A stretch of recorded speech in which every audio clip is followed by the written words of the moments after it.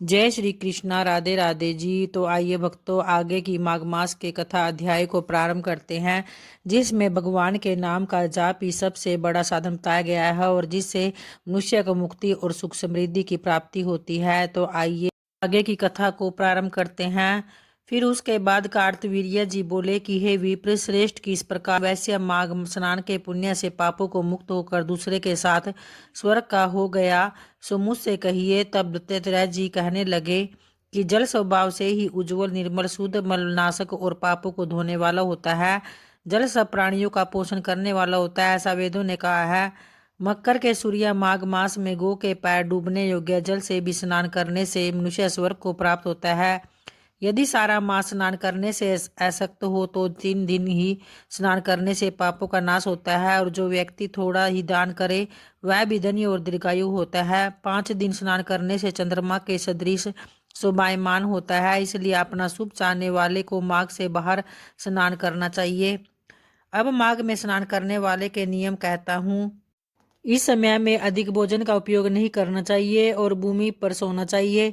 भगवान की त्रिकाल पूजा करनी चाहिए। ईंधन, वस्त्र, कंबल, जूता, कुमकुम, धृत तेल, कपास, रुई वस्त्र तथा अन्न का दान करना चाहिए। दूसरे की अग्नि न तपे ब्राह्मणों को भोजन कराए और उनको दक्षिणा दे तथा एकादशी के नियम से माघ स्नान का उद्यापन भी करे। भगवान से प्रार्थना करे कि हे देव, इस स्नान का मुझको यथोक्त फल दीजिए, और मौन रहकर मंत्र का उच्चारण करे, फिर भगवान का स्मरण भी करे। जो मनुष्य श्री गंगा जी में माघ में स्नान करते हैं वे 4000 युग तक स्वर्ग से नहीं गिरते, और जो कोई माघ मास में स्नान और यमुना का स्नान करता है वह भी प्रतिदिन 1000 कपिला गो के दान का फल अवश्य पाता है। आइए अब एक कथा के अनुसार, जिसमें अधम ब्राह्मणों का वर्णन, पतित विप्र की कथा और गरुड़ जी के चरित्र का वर्णन किया गया है। तो नारद जी ने कहा कि हे देवेश्वर, आपकी कृपा से मुझे परम पवित्र उत्तम ब्राह्मण का परिचय तो मिल गया है। अब जिस प्रकार से मैं कर्म से अधम ब्राह्मण को पहचान सकूं वह बात मुझे बतलाइए। तो इस पर ब्रह्मा जी बोले कि हे बेटा, जो 10 प्रकार के स्नान, संध्योपासन और तर्पण आदि नहीं करता, जिसमें इंद्रिय संयम का अभाव है, वही अधम ब्राह्मण है। जो देवताओं की पूजा, व्रत, वेद विद्या, सत्य, शौच, योग, ज्ञान तथा अग्निहोत्र का त्यागी है, वह भी ब्राह्मणों में अधम ही है। महर्षियों ने ब्राह्मणों के लिए 5 स्नान बताए हैं: अप्रेम, वारुण, बाह्य, वायव्य और दिव्य। संपूर्ण शरीर में भस्म लगाना अप्रेय स्नान है। जल से जो स्नान किया जाता है उसे वारुण स्नान कहते हैं। आप इत्यादि ऋचाओं से जो अपने ऊपर अभिषेक किया जाता है वह बाह्य स्नान है। शरीर पर हवा से उड़कर जो गो के चरणों की धूलि पड़ती है उसे वायव्य स्नान माना जाता है, तथा धूप रहते हुए जो आकाश से जल की वर्षा होती है उसे नहाने को दिव्य स्नान कहते हैं। तो फिर युक्त वस्तुओं द्वारा मंत्र पाठ पूर्वक स्नान करने से तीर्थ का स्नान का फल प्राप्त होता है। तुलसी के पत्ते से लगा हुआ जल, सालग्राम को नहलाया हुआ जल, गौ के सींग से स्पर्श कराया हुआ जल, ब्राह्मण का चरणोदक तथा मुख्य मुख्य गुरुजनों का चरणोदक, ये पवित्र से पवित्र माने गए हैं, ऐसा स्मृतियों का कथन है।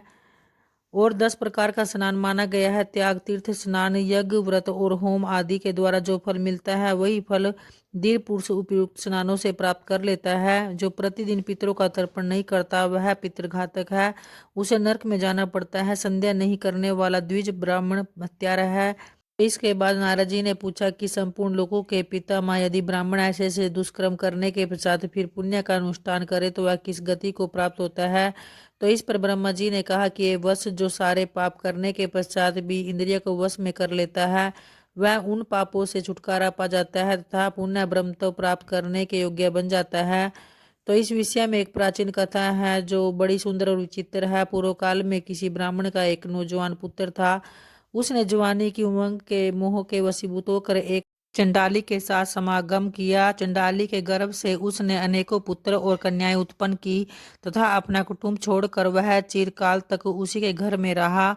किंतु घृणा के कारण न तो वह दूसरा कोई अभक्ष्य पदार्थ खाता और न ही कभी शराब ही पीता था। चंडाली उससे सदा ही कहा करती थी कि ये सब चीजें खाओ और शराब पियो, किंतु वह उसे यही उत्तर देता कि हे प्रिय, तुझे ऐसी गंदी बात नहीं करनी चाहिए। शराब का तो नाम सुनने मात्र से मुझे उकाई आती है। एक दिन की बात है, जब वह थका मांदा होने के कारण दिन में भी घर ही सो रहा था, तो चंडाली ने शराब उठाई और हंसकर उसके मुंह में डाल दी।